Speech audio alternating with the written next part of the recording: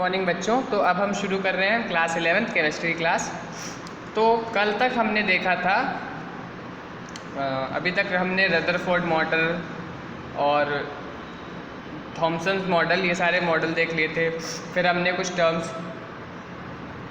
कुछ terms discuss किए थे, wave number, wave velocity, frequency, amplitude. तो आज हम आ गए हैं अपने हाइजेनबर्ग अनसर्टेनिटी प्रिंसिपल पर।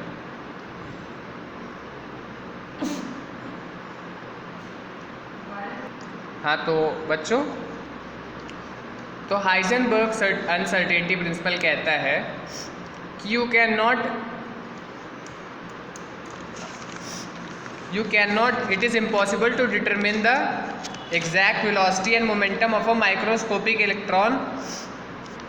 ठीक है बच्चों, तो it is impossible to determine the exact velocity and momentum of a electron. क्यों भाई? क्योंकि एक तो इलेक्ट्रॉन बहुत सूक्ष्म पार्टिकल है ना, बहुत ही छोटा पार्टिकल है, तो इस वजह से वो कहाँ पे रैंडमनेस उसमें बहुत ज़्यादा है, तो वो किधर ट्रेवल कर रहा है हमको बहुत मुश्किल है फाइंड करना। ठीक है, तो उनने एक इक्वेशन दी थी, delta x into delta p is equals to h upon 4 pi. ठीक है, अब पी क्या होता है? Mass into velocity. मोमेंटम होता है मास इंटू वेलोसिटी।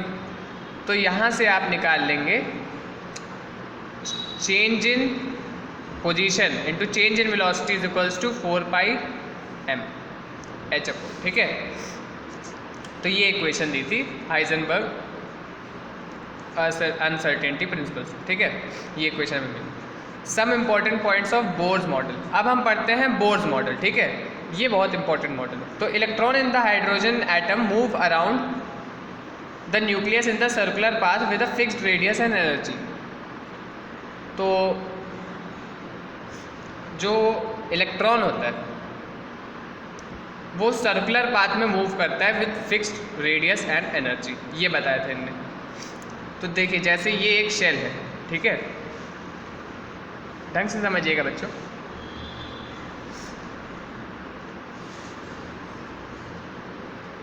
हाँ, तो ये एक शेल है, अगर ये के, ये एल, ये एम और इसके बाद एन, तो अगर इलेक्ट्रॉन जैसे हाइड्रोजन एटम का इलेक्ट्रॉन है तो यहीं रहेगा, तो वो इसी शेल पे घूमता रहेगा, ऐसा बताया था। Energy of electrons in a particular orbit doesn't change with time.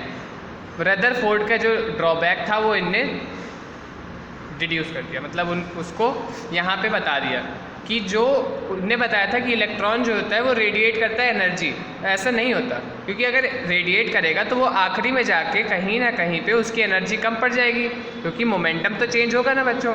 तो वो रेडिएट अगर एनर्जी कर रहा है तो कहीं ना कहीं जाके सेंटर में वो अट्रैक्ट होके, देखिए इलेक्ट्रॉन कैसा है? नेगेटिव पार्टिकल है। प्रोटॉन कैसा है? पॉजिटिव पार्टिकल है। तो न्यूक्लियस जो है वो आपका पॉजिटिवली चार्ज है, तो ये अट्रैक्ट करेगा, तो उस तरह ये अंदर घुस जाना चाहिए प्रोटॉन के न्यूक्लियस के अंदर इलेक्ट्रॉन, लेकिन ऐसा नहीं होता। तो उनने ये समझाया energy of electron in a particular orbit doesn't change with time. तो एनर्जी होती है वो फिक्स रहती है। Frequency of radiation between twice stationary state is nu is equals to change in energy upon h. H क्या है? Planck's constant. ठीक है, ये आप फिजिक्स में पढ़ेंगे, आपको फिजिक्स में अच्छे से एक्सप्लेन किया जाएगा। ठीक है, चलिए आगे देखते हैं हम। Angular momentum of electron is the integral multiple of NH upon 2 pi. ये निकलती है इसकी equation, MVR is equals to NH upon 2 pi. अब बोर्स मॉडल में आप नंबर ऑफ शेल कैसे निकालेंगे, उसके लिए फॉर्मूला दिया उनने कि energy is given by -2.18 into 10 to the power -18 upon atomic number. Z क्या है? Atomic number. N क्या है? Number of shell. तो यहाँ से आप निकाल लेंगे नंबर ऑफ शेल, या फिर आप एनर्जी निकाल सकते हैं उस फिक्स शेल के लिए। ठीक है, जिस शेल में होगा उसकी एनर्जी आपको मिल जाएगी। ठीक है बच्चों। अब Bohr's model for hydrogen atom, तो भाई यहाँ पे तो एटॉमिक नंबर 1 हो गया, तो रेडियस क्या आएगा? 52.9 into m square upon Z। I hope बच्चों आपको इतना समझ में आ गया होगा। अब हम आ गए हैं सबसे इम्पॉर्टेंट टॉपिक, अफबाउ प्रिंसिपल। अब पहले पर समझते हैं 2 pi r is equals to NH upon MV। Equation अभी हमने पढ़ी थी। तो इसका डेरिवेशन बहुत आसान सा है, 2 pi r is equals to n pi, ये सरकमफेरेंस है, तो 2 pi r is equals to NH upon mv, तो mv r is equals to NH upon 2 pi. ये इम्पॉर्टेंट भी नहीं है बच्चों, तो इसको ज़्यादा पढ़ने की कोई ज़रूरत नहीं है, ये केवल न्यूमेरिकल में कभी कभार पूछ लेता है, नहीं तो उतना इम्पोर्टेंट नहीं है। हाँ भाई, ऑफ बाउ प्रिंसिपल ये बहुत इंपॉर्टेंट है। देखिए, in the ground state of atoms the orbitals are filled in order of their increasing energies. तो एनर्जी के हिसाब से ये एक डायग्राम है, बहुत इंपॉर्टेंट है, इसे आप बना लीजिएगा, ठीक है। इसको स्क्रीनशॉट ले लीजिएगा और इसको ड्रॉ कर लीजिएगा अपनी कॉपी में, ठीक है।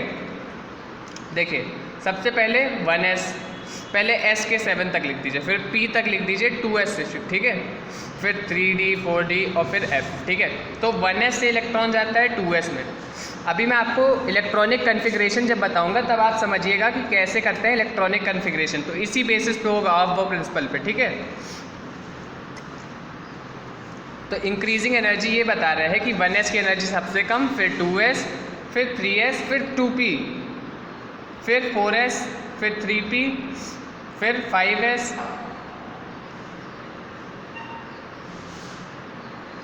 एक मिनट बच्चों, ये थोड़ा सा, हाँ, 4s के बाद आएगा आपका 3d, फिर आएगा 3p, 4s, हाँ, 4s के बाद आएगा आपका 3d। तो यहाँ पे कुछ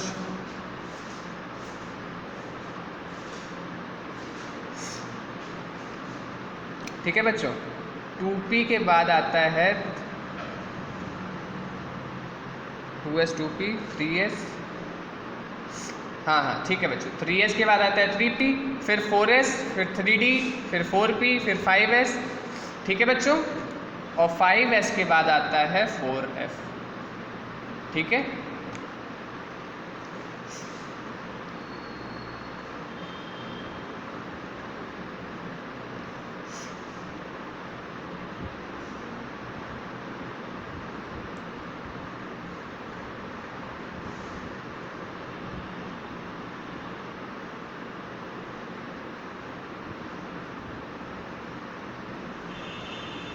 हाँ, तो बच्चों आगे देखते हैं हम फिलिंग ऑर्बिटल्स। तो s में जो होंगे वो नंबर ऑफ इलेक्ट्रॉन्स कितने होते हैं? 2, p में 6, d में 10 और f में 14। इतने इलेक्ट्रॉन्स फिल कर सकते हैं आप किसी शेल में। अभी मैं आपको इलेक्ट्रॉनिक कन्फिग्रेशन जब समझाऊंगा तो ये अभी आपको शायद थोड़ा सा डिफिकल्ट लग रहा हो, तो मैं अच्छे से वहाँ पे समझाऊंगा, ठीक है। तो सब शेल क्या होता है ऑर्डर का? वो होता है इंक्रीजिंग एनर्जी लेवल के हिसाब से। तो सबसे पहले s आएगा, फिर p आएगा, फिर d आएगा और फिर f आएगा, ठीक है। आई होप आपको इतना समझ में आ गया होगा। Causes of stability and completely filled and half filled subshell. अब देखिए सिमेट्रिकल डिस्ट्रीब्यूशन ऑफ इलेक्ट्रॉन्स। तो पहले सारे अप स्पिन वाले फिल होंगे, फिर डाउन स्पिन होगा, ठीक है, ऐसे। आपको समझ में आया मैंने कैसे फिलिंग की? ये d ऑर्बिटल है, ठीक है, d में 5 सबशेल होते हैं, ठीक है, और 5 में आप 10 इलेक्ट्रॉन भर सकते हैं। हर एक सबशेल में 2 इलेक्ट्रॉन्स आ सकते हैं, ठीक है, 2 इलेक्ट्रॉन्स पर हेड। तो सबसे पहले अप स्पिन होगा, फिर डाउन स्पिन होगा, ठीक है। Symmetrical distribution of electrons, more number of exchange of electrons, ठीक है बच्चों। ये है the stability of electron in a particular orbit depend upon number of exchange, more is the number of exchange, more is the stability. तो ये बस यही बता रहे हैं कि जितना आप लेन देन करेंगे उतना ही आपका, जैसे इलेक्ट्रॉन ट्रांसफ़र होता है या फिर इलेक्ट्रॉन गेन होता है, तो उससे स्टेबिलिटी बढ़ जाती है। अब आते हैं हम इलेक्ट्रॉनिक कन्फिग्रेशन। सबसे इंपॉर्टेंट ये चीज़ है, यहाँ से क्वेश्चन पूछता ही है। तो सबसे पहले हम पूछते हैं, मान लीजिए एक एटम है सोडियम। सोडियम की इलेक्ट्रॉनिक कन्फिग्रेशन बताइए। तो सबसे पहले 1s2, 2s2, 3s2, फिर 1s2, 2s2, फिर 2p6, ठीक है, 2p6, 3s2। अब कितने इलेक्ट्रॉन हो गए ये भी देखते रहिए, 2, 4, 10। Na के कितने इलेक्ट्रॉन होते हैं? 11 होते हैं Na में, ये तो 12 हो गए, तो 3s हुआ, ये हो गया आपका, ठीक है। ऐसे निकालना है आपको। अब 20 के लिए देखें तो 1s2, 2s2, 2p6, 3s2, 3p6, 4s2, ये हो गए 20, ठीक है। इन case of D4 and D9, अब ये देखिए ये आ गया आपका exception case. In case of D4 and D9 the orbital snatches one electron from its closer energy orbitals of 4s to adopt expressed stability. तो अगर 4s2 3d9 या फिर 4s2 3p4 हो रहा है, जैसे कि इसमें आप देख सकते हैं 24, ये देखिए एक्सेप्शन वाला केस ये है। आई होप आप इलेक्ट्रॉनिक कन्फिग्रेशन कर लेंगे। तो आज मैं आपको होमवर्क दे रहा हूँ कि 20 से लेके 30 तक के जितने भी एटॉमिक नंबर हैं उन सबको पहले याद करिए। पहले तो एटॉमिक टेबल जो है उसको याद कर लीजिएगा, ठीक है। 30 एटॉमिक नंबर तक आपको सारे एलिमेंट याद होने चाहिए। जैसे हाइड्रोजन होता है, हीलियम होता है, लिथियम होता है, बेरिलियम होता है, बोरॉन होता है, कार्बन होता है, नाइट्रोजन होता है, ऑक्सीजन होता है, फिर फ्लोरीन होता है, फिर आता है नियॉन, सोडियम, मैग्नीशियम, एल्युमिनियम। तो इस तरह चलता रहता है, ठीक है। 20 पे कैल्शियम, फिर वेनेडियम, फिर टाइटेनियम, ठीक है। तो इस तरह आपको पूरा याद होना चाहिए, ठीक है, 30 तक। मैं कल सबसे पूछूंगा, आपको बताना है, ठीक है। तो देखिए 24, 1s2 2s2 2p6 3s2 3p6, यहाँ तक हो गए 18, ठीक है। इतना ठीक है। बचपन में आप इलेक्ट्रॉनिक कन्फिग्रेशन कैसे पढ़ते थे? 2 2, हाँ बचपन में आप पढ़ते थे 2 8 8 18 18 32, है ना, ऐसे पढ़ते थे। तो देखिए 2 8 18 18 तक आपका कम्प्लीटली फिल हो गया। अब क्या है, ये 19th इलेक्ट्रॉन है, तो 4s2 होना चाहिए, लेकिन 3d जो होता है वो बहुत एनर्जी लेता है, तो इस वजह से वो 4s का एक इलेक्ट्रॉन ले लेता है। तो आई होप आपको इतना आपको समझ में आ गया होगा। ये है मैग्नीज, ठीक है, देख लीजिएगा एटॉमिक टेबल में, ठीक है। तो आई होप आपको इतना समझ में आ गया होगा। अब हम कल देखेंगे।